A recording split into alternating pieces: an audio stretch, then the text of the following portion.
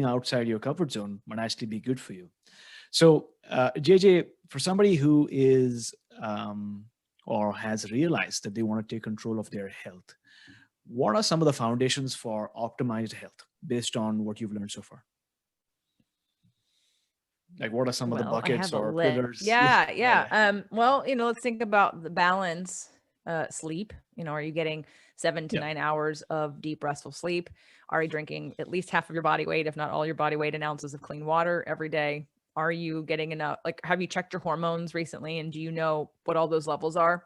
I work in a functional medicine clinic. And so the functional medicine ideas for optimal are different than Westerns for normal, right? If a doctor has told you that Mm, you are normal, but yep. yet you still feel like crap, Yeah. maybe consider seeing a functional medicine doctor who's not going to look at your aging, declining hormones as normal Yeah. and you feel bad. They're Mhm. going to say, well, let's optimize your hormone levels so you feel better and you function better. So, you need to look at your hormones, you need to look at your sleep and your water intake. Of course, you need to look at your food, and anti-inflammatory foods would be ideal so that your body doesn't have extra weight and cravings that are caused by the foods that don't agree with your body.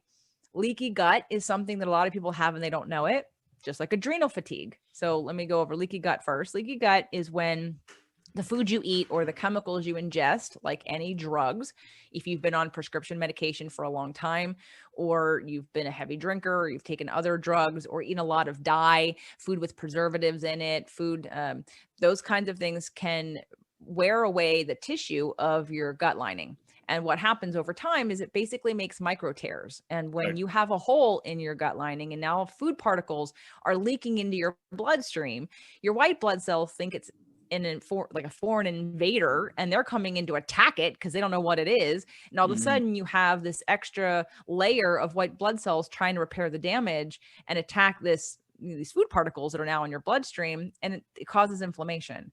And when you have enough leaky, that's what's called leaky gut. And when you have enough of those little holes in your digestive system, now you have a ton of inflammation.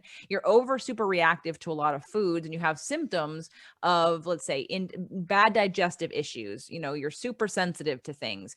You have IBS regularly. You have cramps regularly. You have loose stool, or you're constipated, and you can have skin issues. You could have joint problems. You could have migraines, or a lot of different symptoms that come from having poor digestion, gas, bloating, like, are just some of them.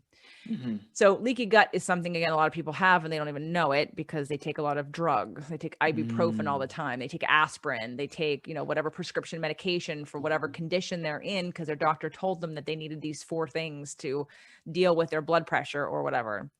The other thing is adrenal fatigue, which I've heard you talk about, not necessarily in adrenal fatigue, but when you with breath work, with your parasympathetic nervous system and your sympathetic nervous system, and how we in today's day, we're not, what's the ideal tiger, right? So like the tiger that we're running from as cavemen, but we, Yeah. of course, now the tiger is your boss or your emails or your bills or whatever, right?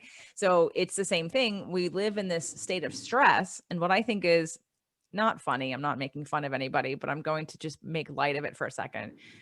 For some reason, I think it's a lot of men, but even women. When I look at people and I'm working with them or in any capacity, I'll always, what I think is the most under focused place of the mind, body, soul, or spirit plan.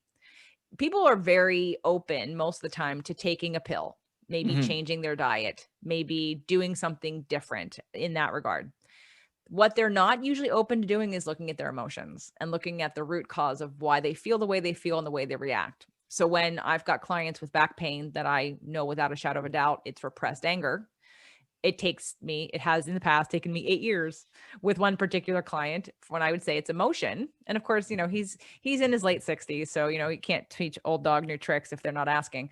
So Yeah. he would always just, kick back like, yeah, whatever. Even though over the years I would point to every time when his back went out, oh, what happened? Oh, well, this happened with my brother. Oh, this happened with my wife. Like we could connect the dots every time, but he was unwilling to take responsibility for the emotional component.